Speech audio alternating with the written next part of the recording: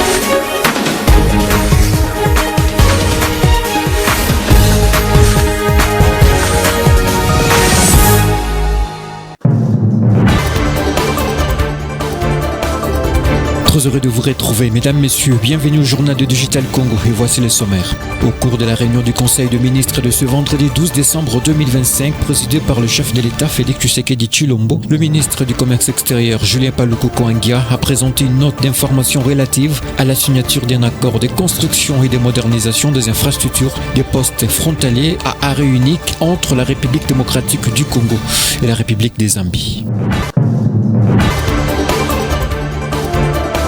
Formation des intervenants sur le lieu des crimes contre la faune sauvage et la lutte contre la corruption dans la loi en matière de faune sauvage. En tout cas, c'est tout l'essence de l'atelier lancé à Bwende par African Wildlife Foundation.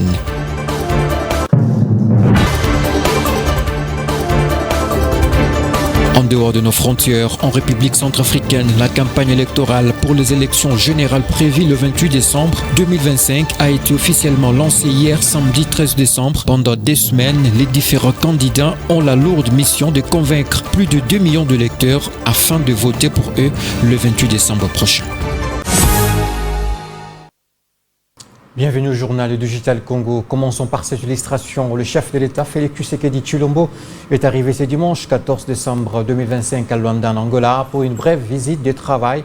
Au palais présidentiel, il a été accueilli par son homologue angolais, João Lourenço, avec qui il s'est longuement entretenu. Cette rencontre intervient une semaine après la signature de Washington d'un accord de paix entre la République démocratique du Congo et le Rwanda, en présence du président américain Donald Trump et plusieurs dirigeants africains, dont le président en exercice de l'Union africaine. Malgré cet engagement diplomatique, la situation militaire sur le terrain demeure préoccupante, sans amélioration notable. Et de son côté, l'opposant Jean-Marc Kabunda tient toujours à sa marche de ce lundi 15 décembre. Bien qu'interdit par le gouverneur de la ville, province de Kinshasa, le président du parti politique Alliance pour le changement veut hausser les tons pour exiger un dialogue inclusif afin de résoudre la crise sécuritaire qui secoue la partie est du pays. Pour lui, le réfi par l'hôtel des villes de lui donner l'autorisation de tenir cette manifestation viole l'article 26 de la Constitution qui consacre la liberté d'expression à travers notamment de marche. Il faut dire que l'hôtel des villes de Kinshasa justifie sa position par le fait que l'itinéraire retenu se situe dans une zone où les manifestations publiques sont strictement prohibées. Au cours de la réunion du Conseil des ministres de ce vendredi 12 décembre 2025, présidée par le chef de l'État, Félix Tshisekedi Tshilombo, à la Cité de l'Union africaine, le ministre du Commerce extérieur, Julien Paluku Koingia, a présenté une note d'information relative à la signature d'un accord de construction et de modernisation des infrastructures de postes frontaliers à arrêt unique entre la République démocratique du Congo et la République des Zambie, notamment Kasumbalesa, Kambimba, Sakania, Kipushi et Mokambo, ainsi que tout autre poste d'entrée à convenir ultérieurement par les deux parties. Cet accord s'inscrit dans la volonté commune de deux États de moderniser les plateformes frontalières, de fluidifier les échanges et d'assurer une meilleure coopération douanière et commerciale Je vous propose de suivre le ministre de la Communication et Médias, porte-parole du gouvernement, Patrick Muyaya, dans un extrait choisi par Obed Kambale.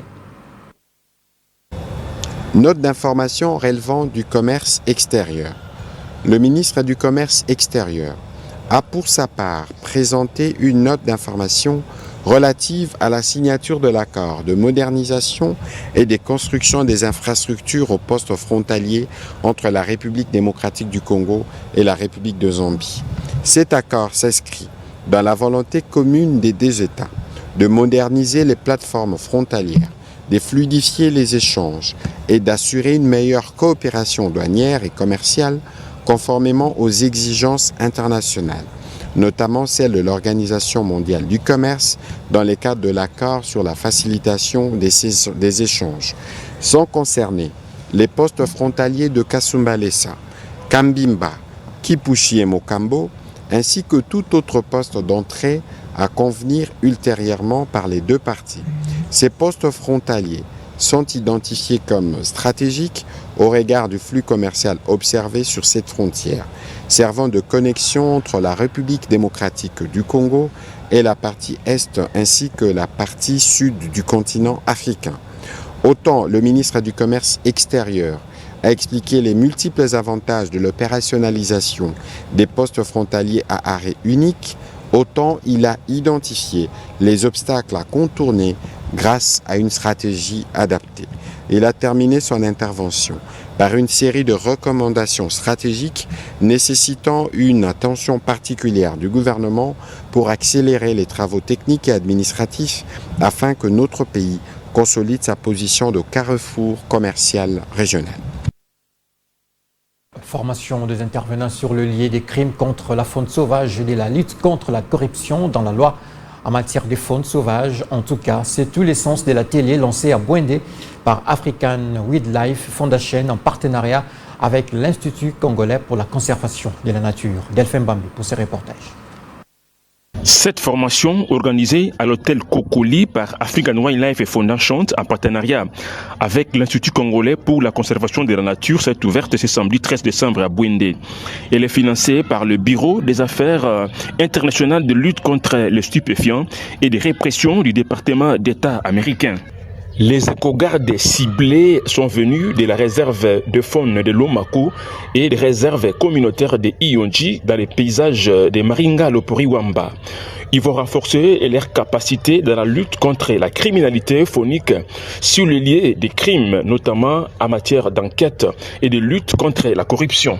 Le ministre provincial de l'Environnement, Alfred Lisséfé, qui a lancé les travaux, est revenu sur les résultats attendus par la province à l'issue de ces assises. Les résultats attendus sont les suivants. La connaissance et la reconnaissance des lieux du crime. Le protocole de sécurité sur les lieux de crime et d'intervention initiale. La collecte et conservation des preuves. La rédaction des rapports bien faits et respectant les normes. La reconnaissance sur la corruption sous ses diverses formes et sa prévention. À noter par ailleurs que cette formation de 4 jours connaît également la facilitation du maître Joe Kassongo, chargé de l'application de la loi dans la lutte contre la criminalité faunique à African Wildlife Foundation. En dehors de nos frontières, en République centrafricaine, la campagne électorale pour les élections législatives prévues le 28 décembre 2025 a été lancée officiellement hier samedi 13 décembre. Pendant 2 semaines, les différents candidats ont la lourde mission de convaincre plus de 2 millions d'électeurs afin de voter pour eux le 28 décembre prochain. 7 candidats sont en lice pour la présidentielle. Parmi eux, le président sortant, Faustin Archange Touadéra, candidat à sa propre succession. Suivez. Le go a été donné le samedi 13 décembre 2025 pour le début de la campagne électorale. Tous les candidats aux élections présidentielles, législatives, régionales et municipales, prévues le 28 décembre, 2 semaines pour convaincre les électeurs disséminés à travers toute la Centrafrique. Discours distribution des projets des sociétés et meetings ont marqué cette première journée de campagne. De tous les 7 candidats en lice pour la présidentielle, 2 retiennent plus l'attention. Il s'agit du chef de l'État sortant, Faustin Archange Touadéra, candidat à sa propre succession, et d'Anissé Georges Dologuélé, le chef de file de l'opposition. C'est au stade Barthélemy Bouganda de Bangui, en présence des nombreux militants de son parti, le mouvement Cœur Uni, que le président sortant a lancé sa campagne à travers un grand meeting. Tous les militants du parti au pouvoir étaient donc au rendez-vous pour soutenir leur champion à travers des applaudissements, danses et chants. Je m'engage à poursuivre ce que nous avons entrepris ensemble pour hisser notre pays encore plus haut, a déclaré le candidat Faustin Archange Touadéra. Avant de poursuivre, nous avons les capacités de transformer notre destin. Nous pouvons réussir si nous avançons ensemble avec discipline, union et sens de la communauté nationale. L'avenir de la Centrafrique n'appartient pas à un homme ni à un camp, il appartient à tout le peuple. Pour sa part, le chef de file de l'opposition, Anissé Georges Dologuélé, a opté pour une stratégie de proximité. Le samedi, premier jour de la campagne, il a participé à une grande marche à travers Bangui, la capitale. Devant ses partisans, le président de l'Union pour le renouveau centrafricain a dévoilé une partie de son programme. Nous proposons aux Centrafricains des projets très précis et concrets pour changer leur vie, sortir le pays de l'extrême pauvreté. Nous voulons réconcilier les Centrafricains avec lui-même, le réconcilier avec les institutions, avec l'administration, construire des infrastructures pour attirer le secteur privé, a-t-il affirmé. Lui, qui se présente comme l'homme capable de redresser le pays. Il faut noter que plus de 2 millions d'électeurs sont attendus aux urnes le 28 décembre prochain en Centrafrique.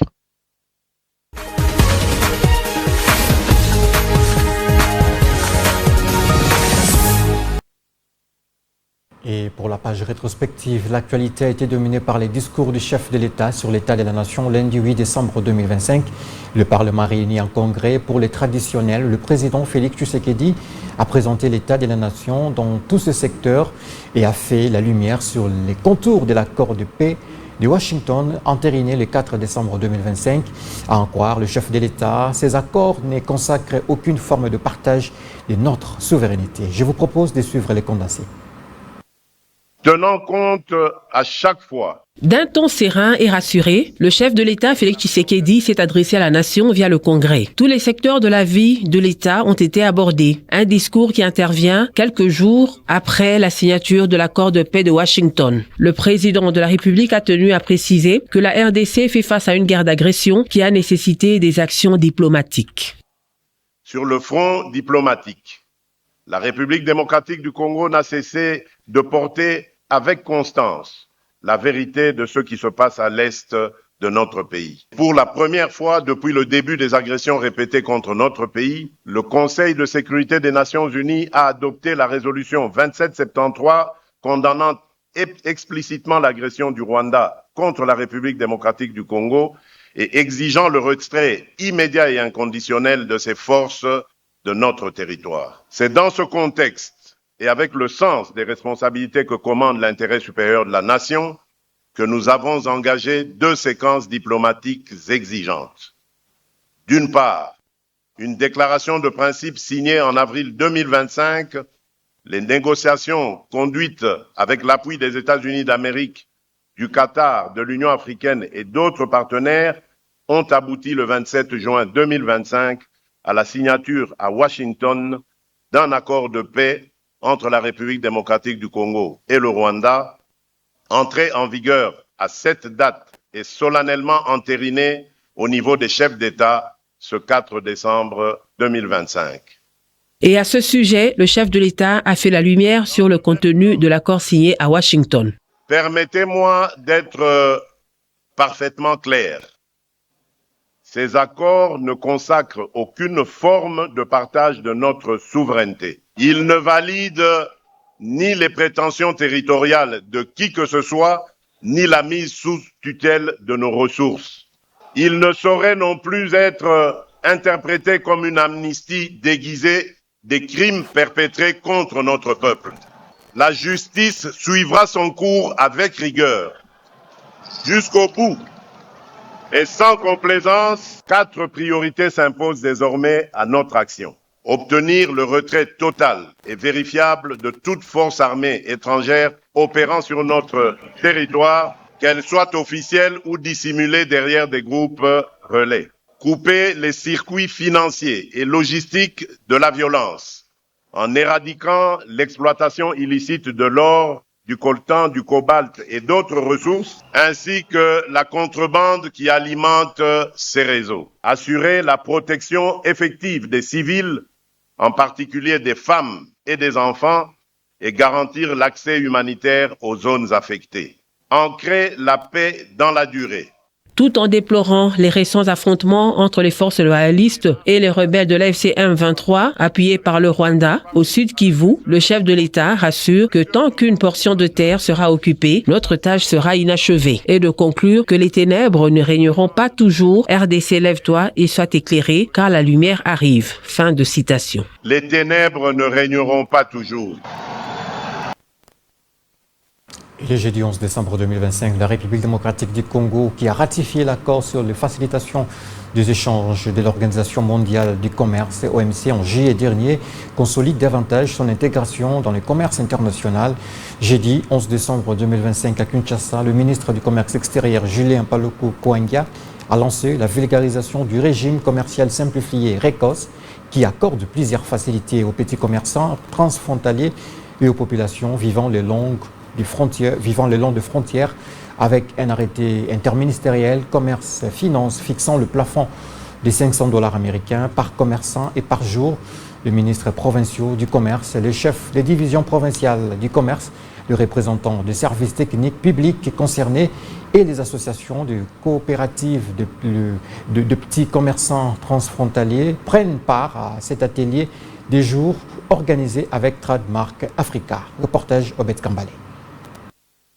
Après avoir ratifié l'accord sur la facilitation des échanges de l'Organisation mondiale du commerce OMC au mois de juillet dernier, la République démocratique du Congo consolide davantage son intégration dans le commerce international. L'atelier de vulgarisation du régime commercial simplifié RECOS, qui accorde plusieurs facilités aux petits commerçants transfrontaliers et aux populations vivant le long des frontières, a été lancé ce jeudi 11 décembre 2025 à Kinshasa par le ministre du Commerce extérieur, Julien Paluku Koinga. Les ministres provinciaux du commerce du Nord Kivu, Sud Kivu, Ituri, Okatanga et du Lualaba, les chefs des divisions provinciales du commerce extérieur, les chefs des bureaux import et export, les représentants des petits commerçants transfrontaliers et des services publics concernés, dont la Direction générale des douanes et accises, DGDA, de l'Office congolais de contrôle OCC, de la Direction générale des migrations DGM, sont outillés sur le régime commercial simplifié RECOS, l'accord sur la facilitation des échanges AFE, la dématérialisation des procédures dans les opérations d'importation, d'exportation et de transit de marchandises, ainsi que la diplomatie commerciale. Le ministre du Commerce extérieur a signifié aux participants que la République démocratique du Congo a scellé des partenariats stratégiques avec l'Organisation mondiale du commerce et OMC à travers le cadre intégré renforcé CIR et la conférence des Nations Unies sur le commerce et le développement CNUSED et le Centre du commerce international est retombé de la ratification de l'AFE. La diplomatie commerciale repose sur 4 piliers: la diversification économique, diversification des marchés, développement des chaînes de valeur et développement des infrastructures. Nous devons nous inscrire dans la logique d'autres États pour simplifier nos procédures, pour accepter que la RDC intègre finalement les standards internationaux du commerce mondial. La diplomatie pour ces pays est en train de fonctionner à l'égide du président de la République, Félix Tshisekedi. Cette initiative du gouvernement congolais est très saluée par les coordonnateurs des associations et coopératives et des petits commerçants transfrontaliers de la RDC, Michel Djambalongomo. Le RECOS du COMESA va aider beaucoup les petits commerçants transfrontaliers dans le cadre de chaînes de valeur, dans le cadre de la compétitivité dans la sous-région, même au niveau local. C'est un atout très important. Cet atelier de 2 jours bénéficie d'un appui technique et financier de Tradmark Africa, financé par l'Union européenne et le Royaume-Uni. Au lendemain du discours du président de la République qui promettait une amélioration significative de la desserte en eau potable, notre équipe s'est rendue mardi 9 décembre dans 3 quartiers emblématiques de la précarité en la matière, Kingatoko, Millennium et Kindele. Sur place, les constats est amer. Les robinets sont à l'abandon, parfois même inexistants, et Les ménages doivent parcourir des longues distances pour s'approvisionner en eau. Anita Mwadi pour ce reportage. Nous avons adopté pour la première fois une politique nationale de l'eau et une politique nationale de l'énergie alignée sur le programme d'action du gouvernement 2024-2028. L'objectif est de faire progresser l'accès à l'eau potable de 36% en 2024 à 70% en 2028. Cet extrait du discours de Félix Tshisekedi résonne dans deux quartiers comme Kingantoko, Millennium et Kindele, des régions de la capitale reconnues pour leur précarité. Juste à voir le degré de sécheresse du faible nombre de robinets repérés dans quelques parcelles, il y a lieu de se faire une idée de la souffrance endurée par la population pour se procurer de l'eau potable. Le lourd tribut est donc payé par le ménage qui doivent parcourir de longues distances pour espérer s'approvisionner en eau. Pire encore, ces eaux souterraines ne sont pas toujours traitées, exposant la population à des multiples maladies hydriques. À Kingantoko, les témoignages s'accumulent sur la fatigue, le fil d'attente interminable et les coûts élevés de l'eau vendue par bidon. Nous avons une difficulté que nous avons vraiment une difficulté d'eau. La source est très loin de notre village. Nous demandons au gouvernement de nous venir en aide.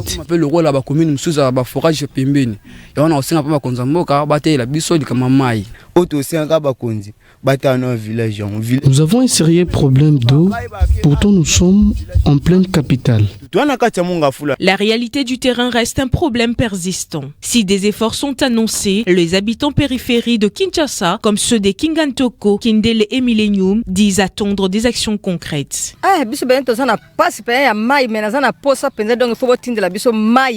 Nous sommes vraiment en difficulté d'eau. Pour mon cas, mère de famille avec des enfants sous ma responsabilité, mes contraintes de chercher l'eau des forages, affrontant des montagnes et sables. Je n'y arrive pas.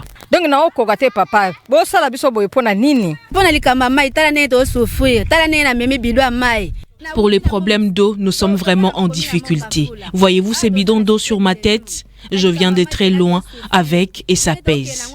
M'efforçant jusqu'à ma destination, les enfants n'ont pas d'eau à boire ni pour la lessive. Nous souhaitons avoir des robinets tout près de nos maisons.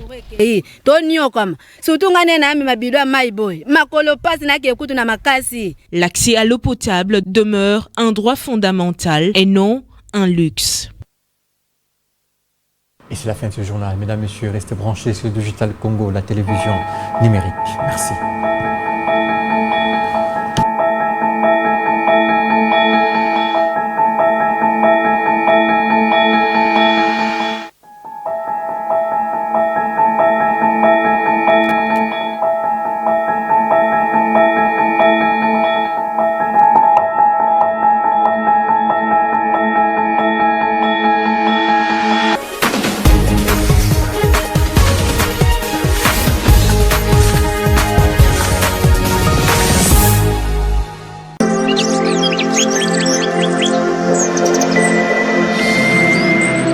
Digital Congo, la télévision numérique.